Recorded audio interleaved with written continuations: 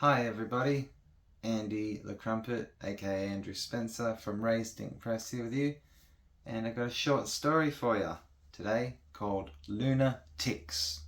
This is a fun little one about the moon. Ooh. The psychiatric ward in which I am detained behaves like the tides. At 7 a.m, the fridges are unlocked and the patients wash in. At 8 a.m, the medication window opens and the patients wash out. Orderlies create eddies in the dining room.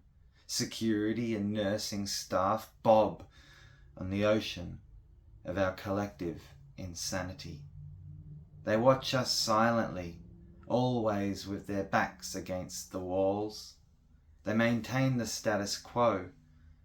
I wash past the junkies lined up for their methadone, past the paranoids with their accusing eyes, past the scars and the tweets and the whoops. The hall funnels me into the dining room. I am greeted by a sea of scruffy faces, smeared with sauces, many bloated from their medications. There is nothing dignified about the state of this sterile room, juxtaposed with the grubby patrons, many dour faces that urgently needed a napkin. Why am I here, I wonder? And then, over here! I turn to leave when a voice catches me. A small hand wags over the din and clutter of plastic cutlery. Zooey. My chain-smoking nihilist wardmate waves like a drowning sailor. I navigate through the noise and slip into the seat that she saved for me. I saved you a seat, Zooey smiles, exposing a deep blue-green bruise curving across the tropic line of her throat. I smile back. Thank you, Zooey. I was waiting for you. I thought we could go together. Go together? I ask, thinking she means the window where we get our rainbow pills that they make us take in the morning. I think of them as gravity pills, but Zooey claims they make her float. To see the lunar eclipse, silly! Oh yeah, sure, I say nonchalantly. Zooey's smile threatens to crack off her face as her eyes swell with emotion. Yay! She claps. Following breakfast, Zooey and I take our foam cup coffee and rolled cigarettes to the outer courtyard. The moon is an opaque shadow in the pale morning sky. So's that it? I point to the burgeoning round disc. That's it, Zooey repeats. Zooey and I have differing opinions on the moon. Zooey is into astrology. She takes her cues from the celestial clockwork above, whilst I believe in more nefarious celestial workings, what my psychiatrist would call conspiracy. It's going to be a very powerful event, a very fertile time. Her voice wavers. I mean to plant seeds of good fortune, opportunity, to wrestle with hope. I didn't mean... Zooey is embarrassed. She works some matches. Light, damn it! And gestures for the matchbox. Light! I'll join you for the eclipse, but you must at least consider my argument, I say. You know I'm close to the truth. I don't know, Alex. If I start on that road, I may never come back. The moon can't be real, I bolster. It just can't be. It's not possible. Alex, remember where we are, okay? Yeah, I wave her off. You're the one who invited me. Zooey doesn't believe my theory. I've tried to bring her round to the truth. Zooey is more accepting of my ideas than the doctors in here.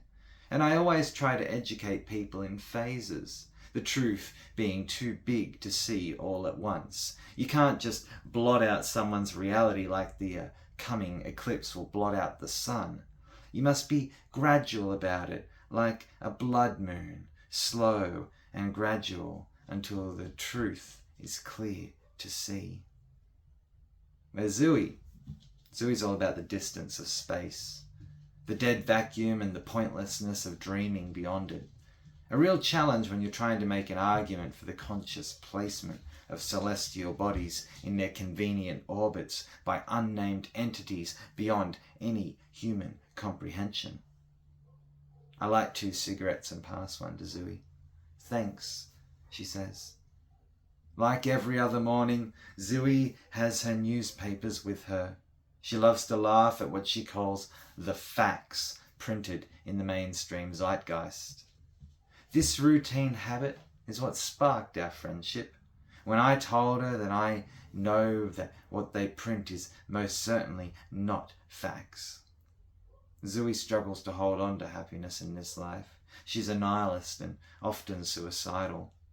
Reviewing the so-called facts and calling them out is the one thing Zooey has in her life that makes her laugh.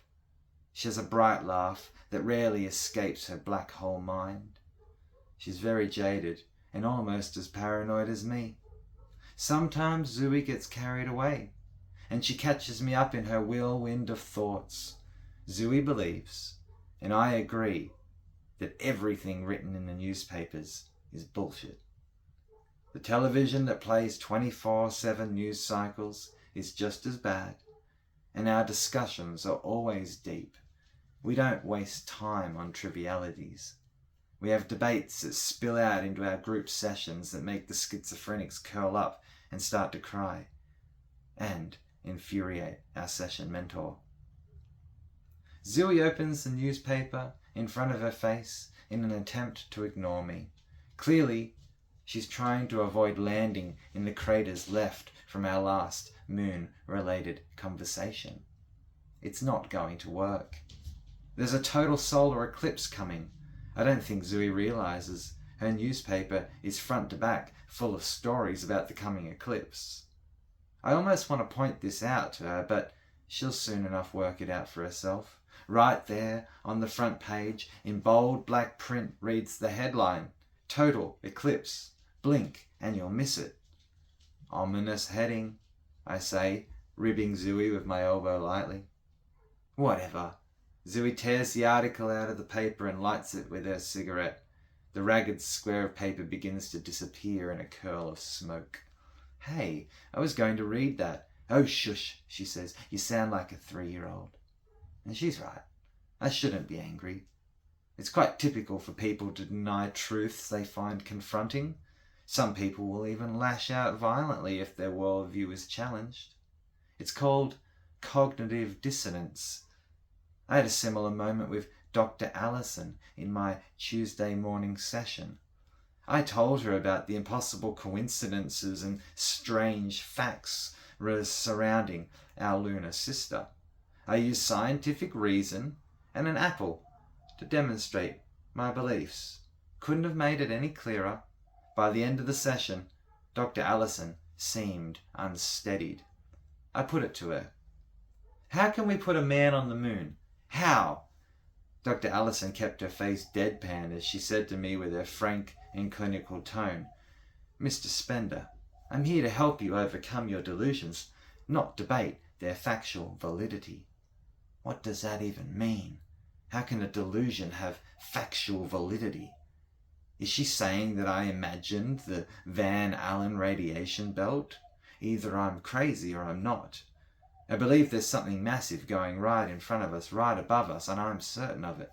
These doctors keeping me in this place just proves that I'm onto something. I think you're delusional, Zooey badgers. I'm not delusional. I'm critical. Always question why. Isn't that what you always say? The article continues to burn.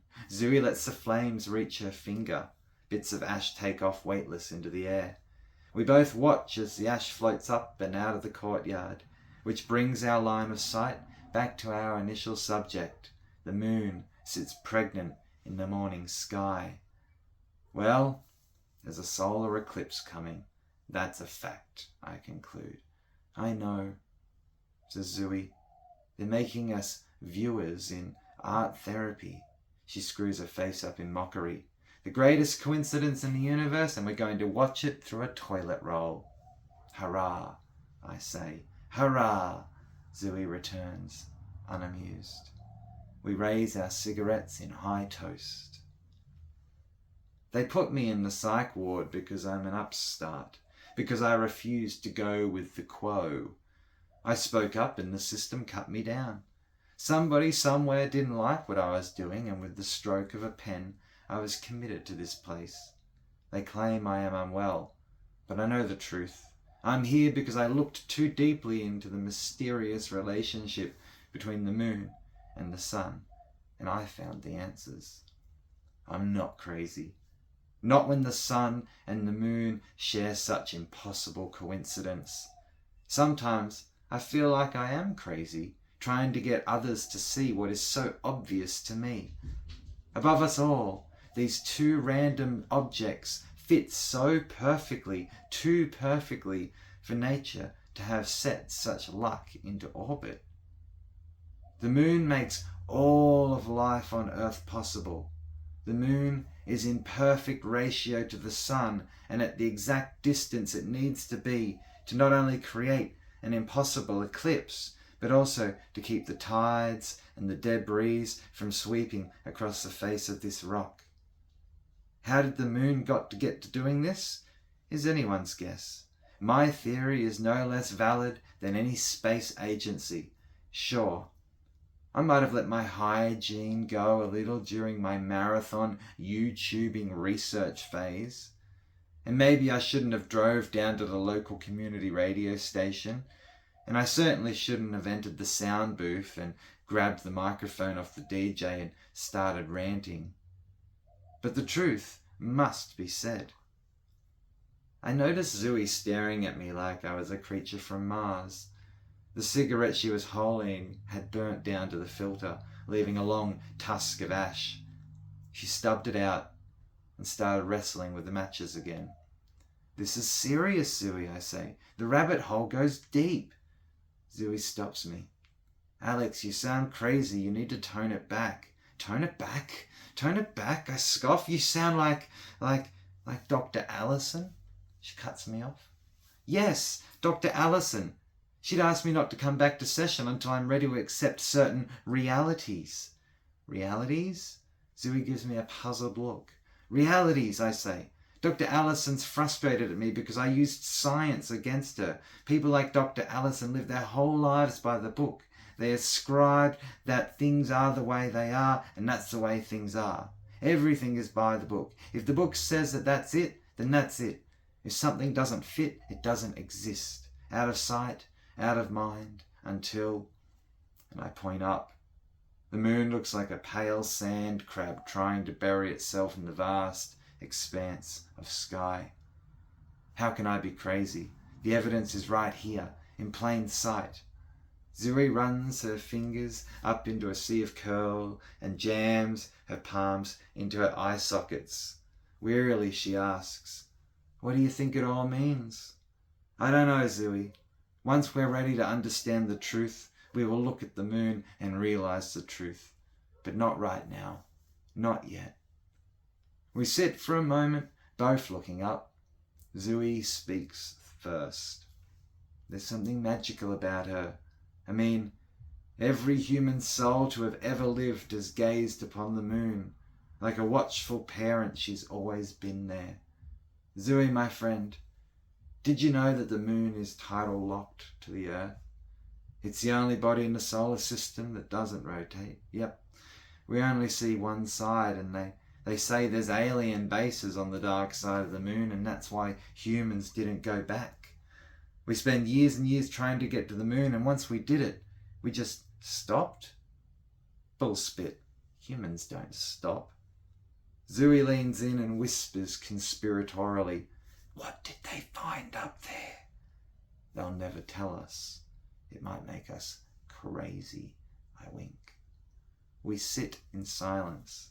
Above us, the moon watches quietly. It seems so close. Close enough that you could reach up and pluck the truth from the sky. The end. And that is Lunar Ticks, by me, Andrew Spencer, for Raised Ink Press. And that one was inspired by the strange, weird coincidence that the moon is exactly 400 times smaller than the sun and exactly 400 times the distance from the sun to the earth, which makes it fit perfectly over the sun during an eclipse from our vantage point on earth, nowhere else, only from here. So a little bit weird, and I hope you enjoyed that one. Bye for now.